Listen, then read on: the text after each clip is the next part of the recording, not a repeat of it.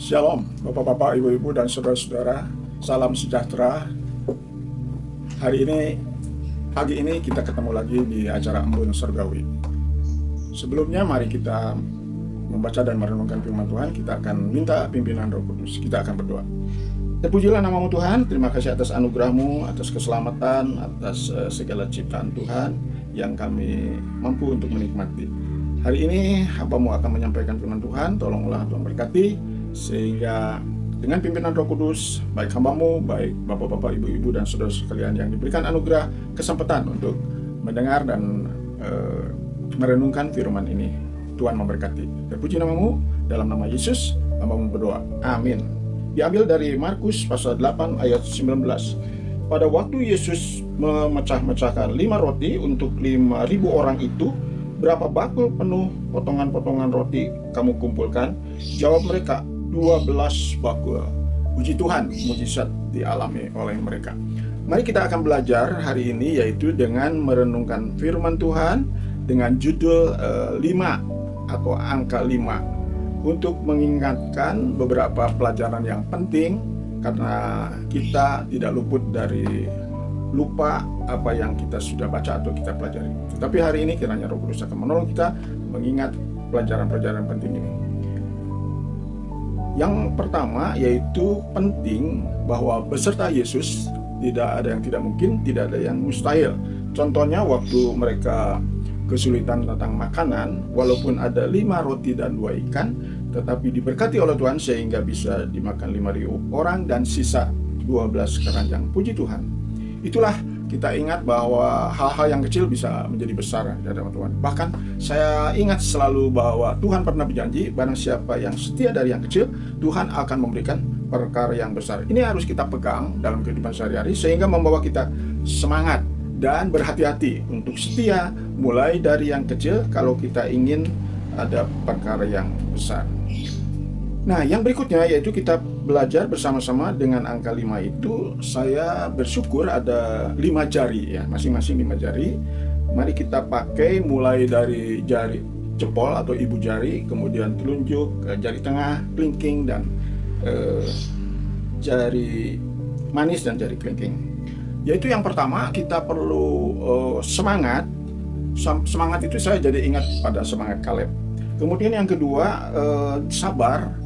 Wah, sudah terkenal ya, Ayub. Lalu yang ketiga sukacita, ini juga terkenal, yaitu Daud yang mengarang dan juga memuji Tuhan, menghibur Raja Saul dengan kecapinya.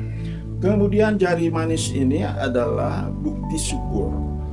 Nah, saya akan ingat terus Maria Magdalena memberi minyak narwastu, Sakius mengembalikan 4 kali lipat dan juga membagikan setengahnya. Kemudian yang kecil ini setia, ya kita ingat setia Yusuf dari gembala atau juga Daud sebagai gembala, akhirnya diangkat oleh Firaun, mempunyai kedudukan yang besar. Bahkan Daud juga diangkat oleh Allah menjadi seorang raja yang terkenal.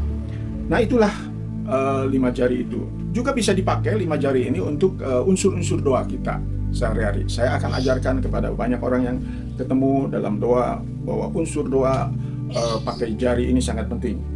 Mulai juga sama dengan dari ibu jari, yaitu pujian dan penyembahan. Itu yang perlu dilakukan kepada Tuhan sebelum kita mengajukan permohonan atau permintaan dan lain-lain.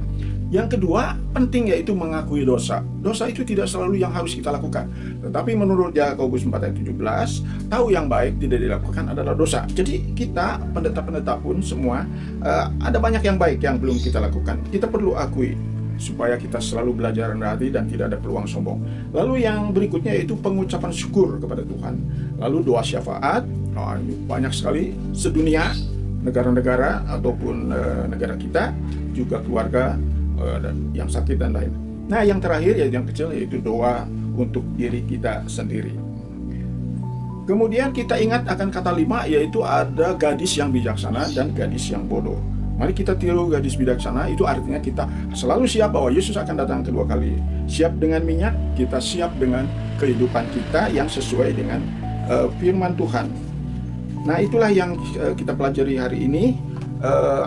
Ada satu terakhir, yaitu Paulus menjadi teladan bagi kita bahwa lebih baik 5 kata yang dimengerti daripada buah roh yang ribuan kata. menurut 1 Korintus 14 ayat 18. Jadi mari kita berhati-hati menjaga lidah bibir kita, karena memang itu syarat menjadi sempurna dalam Yakobus 3 ayat 2.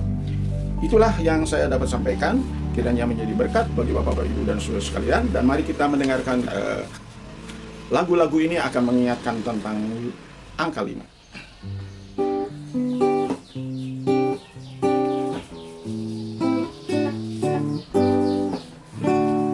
Lima roti dan 2 ikan diberi berkat oleh Tuhan, dimakan 5.000 orang, sisa 12 keranjang.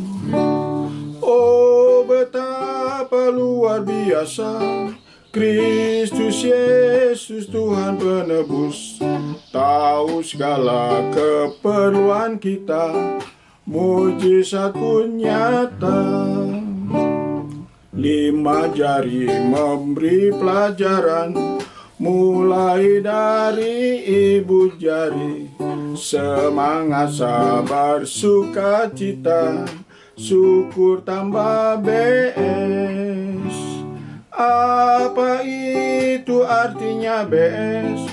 Bukti syukur seperti Maria Magdalena berikan minyak narwastu yang mahal. 5 nama tokoh Alkitab, Nabi Nuh, Yusuf, Musa, Abram, juga Ayub, semua jadi teladan dalam perbuatan. Baik tentang ketetapan perintah, pengampunan dan penyerahan, pengorbanan akan kesabaran yang mereka lakukan.